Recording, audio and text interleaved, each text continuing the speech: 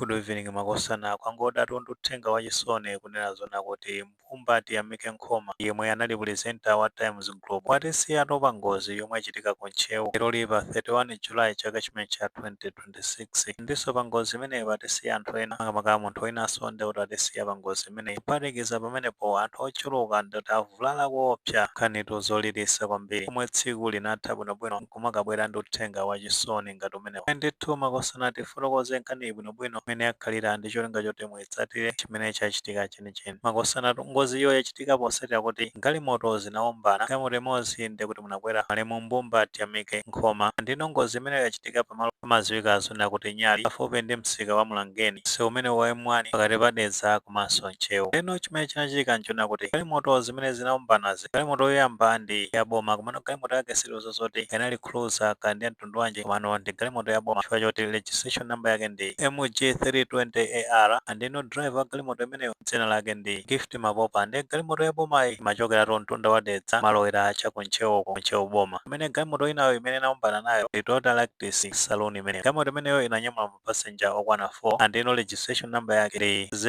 ZA5523 ndi galimoto imene imachokera opposite direction imachoka mtunda wa Ntchewu ndati malowera mtunda wa Dedza ndi kwamene tinayenda msewu umenewo wa M1 makamaka pamene papa panyali likamandikira pa Mulangenipa palitu makona osati masewu wina akhaza kuti akupanga overtake ngati sasamala bwinobwino makamakaso mbali inayo wakhazona kuti kuchokeranso galimoto ina yotino imathamanga zosatira zake imakhala ndithu ngozi andino chimene chinachitika nchona kuti ngozi imeneyinso yachitikapo osatira kuti galimoto ya Lactis imachitanso overtake ndino chifukwa cha overtake imeneyo ndi imene yapangisa zona kuti galimoto zimene ziombane andikuombana kumeko ku impact yake ndithu yayikulu kwambiri yomwe yapanga cost imiyo ya malemu Mpumba Nkhoma komanso mkulu wina yemwe dzina lake akuti ndi George Ishumayo Masiano nkhanitu zosakhala bwino zosatiratu zosayenda bwino pa msewu ndi zimene zimapanga cost imiyo ya anthu osalakwa papa zaoneka zona kuti driver amene osanapanga ndihiye malamulo pa msewu pamalo oti ndi pakona munthu usikuona side inayo then wapeza kuti kuthamanga nkupanga overtake china chake chikachitika ngati kwabwera wina direction pomwe kupita ndeso apezeke zonde wina yakuthamangaso zosatira zake zimakhala ngati zimenezi zimakhala nditu head on of course yakunena zona kuti Lactis after ndeti panga overtake asanabwereso side yake ndi pameneno amapezeka zona kuti kumana ndi nzake amene amachoka side inayo galimoto ya MG kuti anaombana the impact yake inali yaikulu kwambiri maziwa galimoto zoti zili pa speed ka wina kuyendera 90 chakuti kilometers per hour winanso chimozimozi mwina kuyendera 90 chakuti kapena 100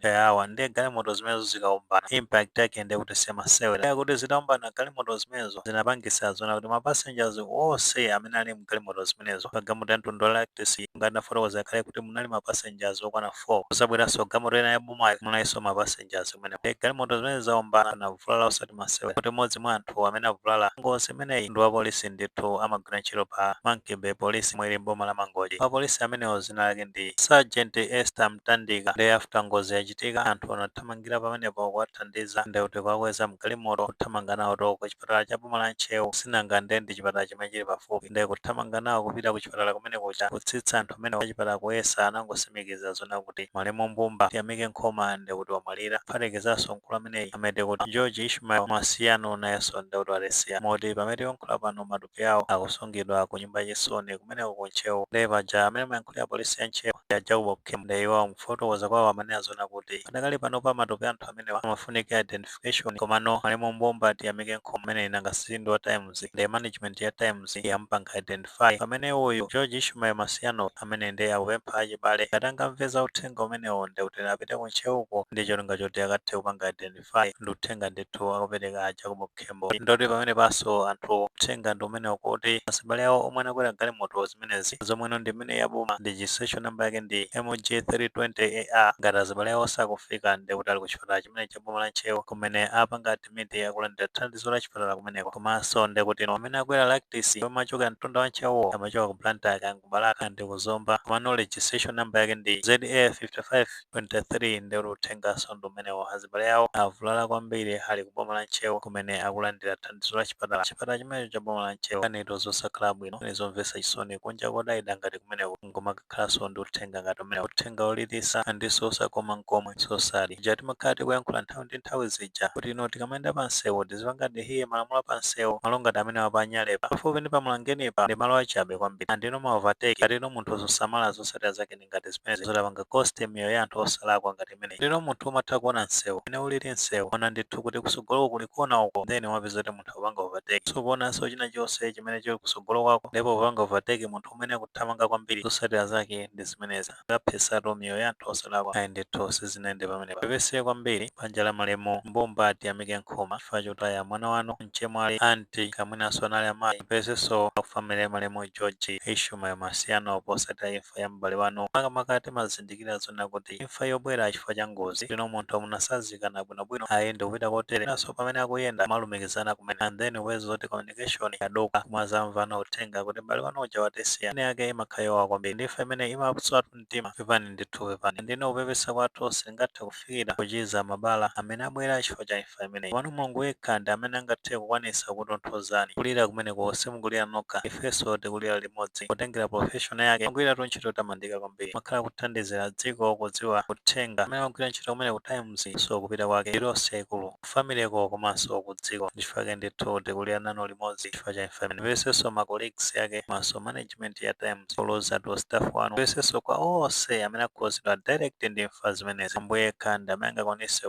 kutonthozani mu nyengo imeneyi tipempherere mizimu ya abale amenewa mbumba atiyamike nkhoma komanso George Ishmael Masiano ambuye Mulungu ayilandire komanso iwuse mumtendere osatha tipemphererenso makosana amene avulala chifukwa cha ngozi imeneyi paja anthu ambiri avulala takuna zoti ma passengers onse kapena kuti anthu onse amene ali mu galimoto zimenezi ndoti avulala kwambiri akulandira thandizo la chipatala pa chipatala cha boma limene la Nchewu so mu nthawi imeneyi omwe akulandira thandizo la chipatala zifunikiranso mphamvu ya Mulungu kuti ithandizire ndi cholinga choti anthu amenewa akhale zonena kuti achira mwansanga abwerere azikagwira ntchito zawo so ni Mulungu yekhayo amene angakwanise kuachiza mwansanga kanito zosakhala bwino ngozitu zikunena kuti zikuchuluka kwambiri umazifunsa kuti chikuchitika chenicheni ndi chani pato ngozi ndi zachuluka kwambiri m'masiku amenewa kukumbukira kuti sikalekale ndi mwezi omwewo ndithu paja chafupi ndi pabembeki tonso anatisiya pamenepo after ndi kuti galimotonso zitaombana kumeneko truck library itaombananso ndi basi kumeneko kuna anthu ochuluka fupi kandi 7 kandi 6 anatisiyanso pa ngozi imene ngotha chabe masabata kuchoka pamenepo mtunda omwewo siwadetsa trafikiso anaombedwa kumeneko driver wina ake traffic amene anapeza kuti watisiya ndino dzotso lomweli mbiri nkhani zake sizinazitsata bwino moto ya nduna ya za information a Shadrack Namalomba paja naombanso wanjinga kumeneko peza kuti wanjinga ameneyo nautiso watisiya mboma limene la Nchewu kane zosakhala bwino so imene ikhale wake up call kuyendesa galimoto pamene tikuyenda pa msewu tiye ndithu tiyende motsata malamulo pajatu kuli kabuku kaja amene timagwiritsa ntchito ku chigawo chakumwera kwa Africa kaja amati K53 kabuku kamene kajako kamathandizira kwambiri nkhani yokhuzana ndi za pa msewu izi katsatira bwinobwino kamene kajako ikovuta ndithu kuti ngozi zina zopereka ngati zimenezi itha anthu kumazipewa zikongoni za pa